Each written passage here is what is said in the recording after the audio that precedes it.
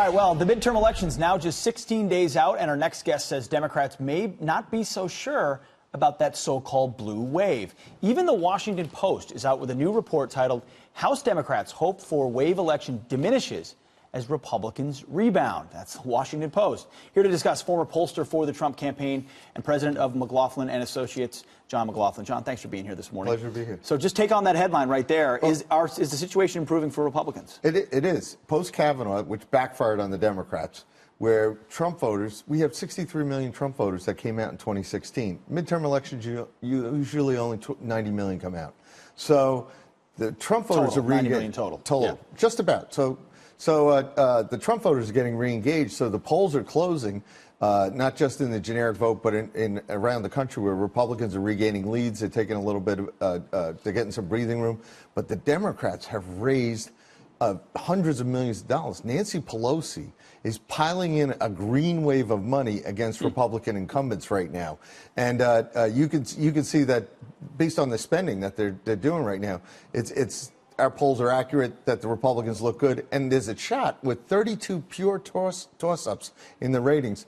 There's a shot that the Republicans can hold the House. So the way it happens a lot is if a race isn't going well, the one resource you have to try to prop it up is money, is television ads or internet ads. Right. So you see this spending. If a lot of money is being spent in a race late, they're either trying to hold it or keep it. And it's like Virginia 10 is an example, is a race, Barbara Comstock, a race where they're now putting in a ton of money, which is a race that should have been more safe for them. Right? The Democrats have been saying all along that they're going to win this thing.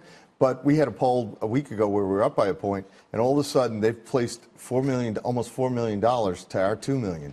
So it's a very expensive market being in Northern Virginia, in the Washington, D.C. area. But Barbara's really strong. She's an independent candidate who fights hard, and her district recognizes that. So the Democrat propaganda is now being put to the test where they're piling in all this money. And it's from Nancy Pelosi, who most Americans don't like. Well, I think we've got her favorability rating we can put up on the wall as well, 54% unfavorable. So as much as this election is about President Trump and his policies, there's also a sense that they're looking at Nancy Pelosi and the Democrats saying, do we really want to hand the gavel to her? Right. We had a September poll where if the Democrats take the House, would you want her to be Speaker again? 23% said yes.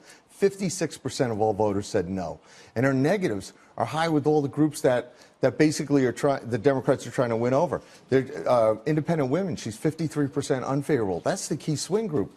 And so they don't want her. But by the way, they see these Democrats as beholden to her. In the same poll, when we asked them, do you agree or disagree that they'll owe their votes to Nancy Pelosi? 50% of all voters agreed, only 29 disagreed. So she's basically the reason the Republicans have to win the House back, because she will become the highest ranking Democrat in the country, the most powerful Democrat. And she has an agenda of open borders. She has an agenda of higher taxes. She certainly take government-run health care. We know where she stands on that. So if we want to have control and advance the Trump agenda, we have to stop Nancy Pelosi. It is a huge issue. John, thank you very much for your time. Thank you. Appreciate it. Good stuff.